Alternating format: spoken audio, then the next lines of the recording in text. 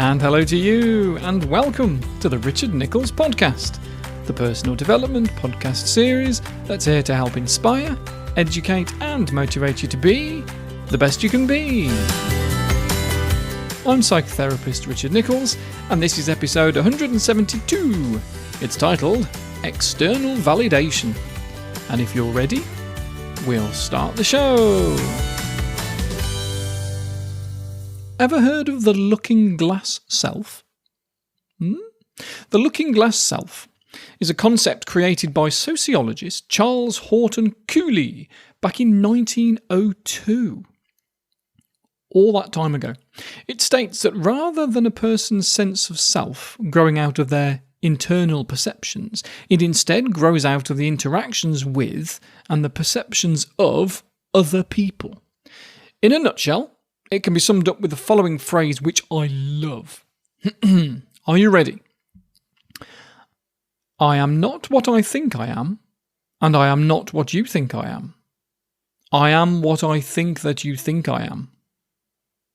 And this is a fabulously modern concept, I think. Bearing in mind, back in 1902, doctors would regularly prescribe heroin as a cough syrup.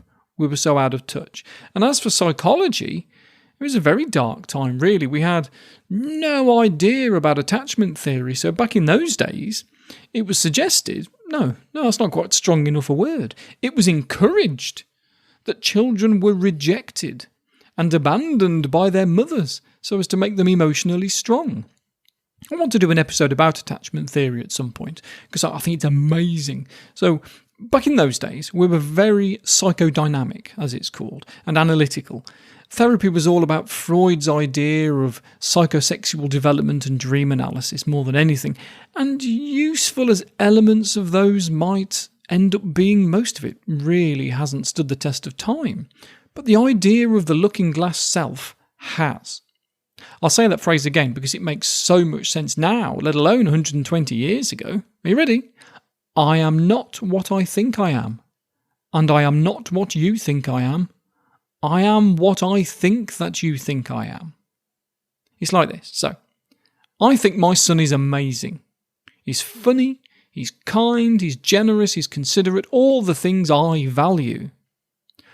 But what about his friend's dad, Jeff? He might think my son is irritating, lazy, stupid, and boring, all the things that Jeff hates. So, what does my son think about himself?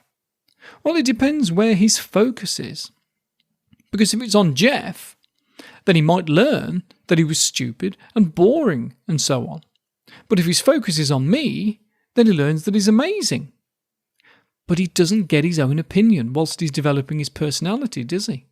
And if he accidentally gets the wrong end of the stick, even though I think he's amazing, he might think he's boring. And through life we get these mixed messages, I guess. So we could easily end up being someone different to everyone we know and never get a sense of self at all. And that's why we use that phrase, don't we? Finding ourselves.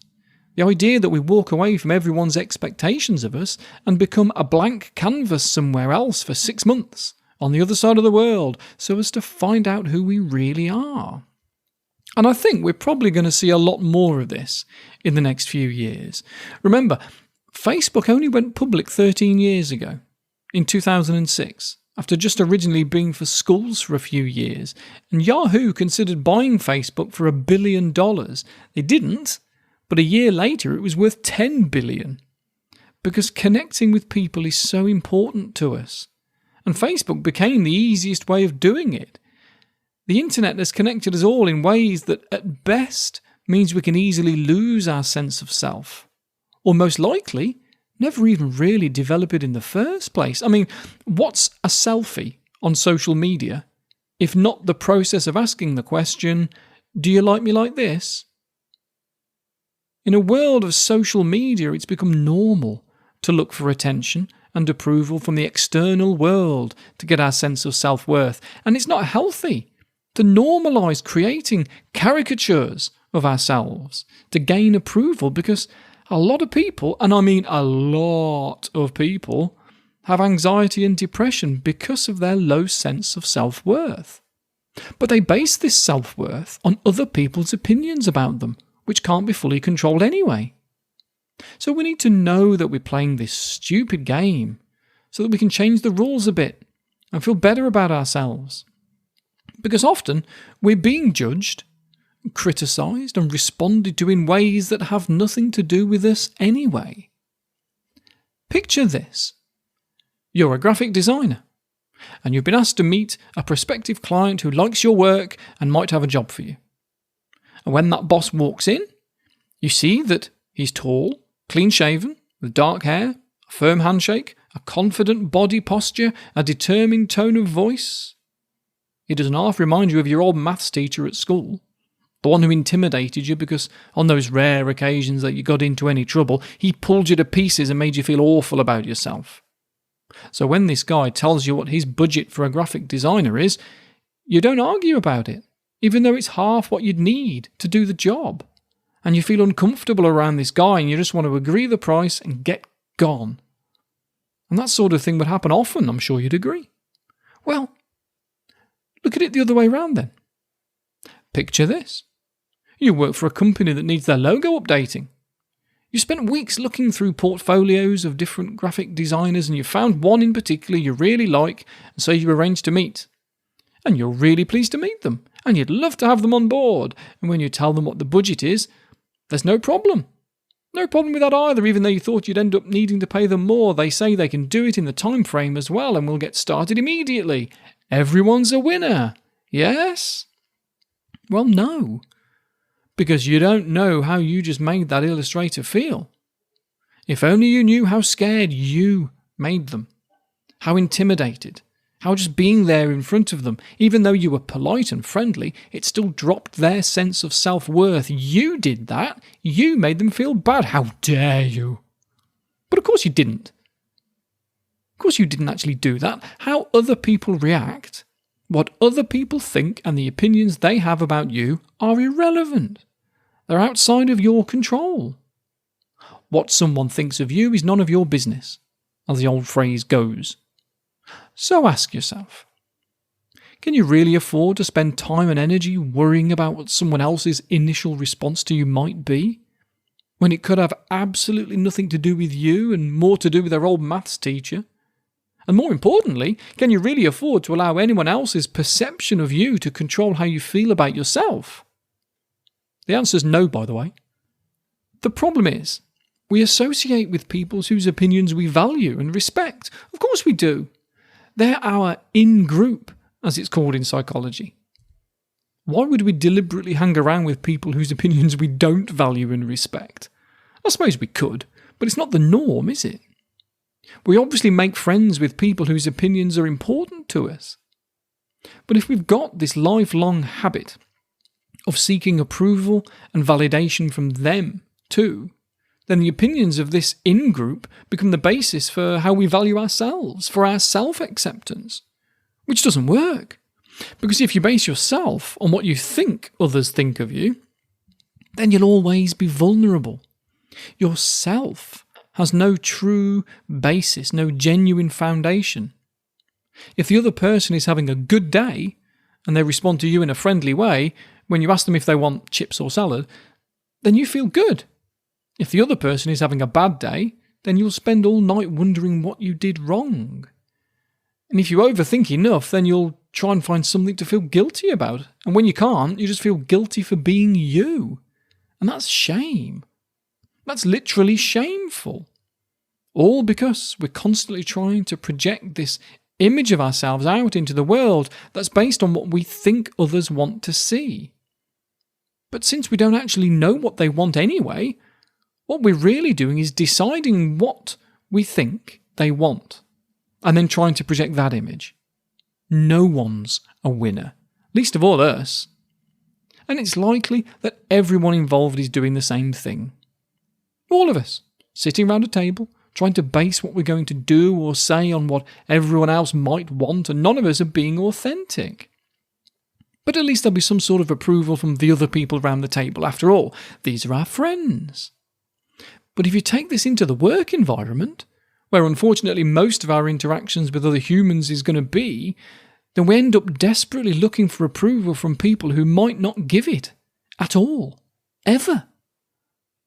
And there's more to a lack of approval than a binary one or the other. It's not just approval or disapproval. There's a sliding scale of approval, acceptance, interest, indifference, before then heading towards disapproval. But if we've got a habit of seeing only approval or disapproval, then without the pat on the back and, oh, nice job, Rich, all we've got is rejection and disapproval because of assumptions that are often wrong anyway. But it doesn't have to be this way. We can change. It just takes time. But it starts with an acceptance of the fact that we've all been trained throughout our lives by society to value ourselves through the opinions of other people, and that it's wrong. Once you start there, you can begin challenging the thoughts, challenging the feelings that contribute to keeping the habit going, rather than falling into the trap that's sometimes called the contamination of the adult, where it's safer for a person to believe a lie than to acknowledge the evidence that's in front of them. I'm reminded through this actually of something in transactional analysis, which is a branch of psychotherapy. It's called the 4 life positions. Don't know if you've ever heard of this phrase, I'm okay, you're okay. That's one of the life positions. And figuring out which of these 4 you tend to associate with shows you how your interactions with other people influences how you feel. So, these 4 life positions are, I'm not okay, you're okay. Then there's, I'm not okay, you're not okay. I'm okay, you're not okay. And then, I'm okay, you're okay, which is where we want to live, really, because there, no one's inferior or superior to anyone else. But if you live in, I'm not okay, you're okay, then you'll have a strong drive to please others because everyone's better than you.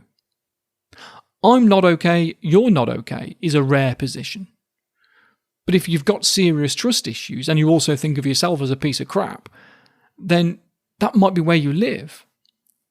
And then there's, I'm okay, you're not okay. That doesn't sound so bad. You might feel superior to others, a bit narcissistic maybe, but they still come for therapy, usually for anger issues, because whatever position we live in, we feed it by reinforcing it with our thoughts, our beliefs, our behaviours.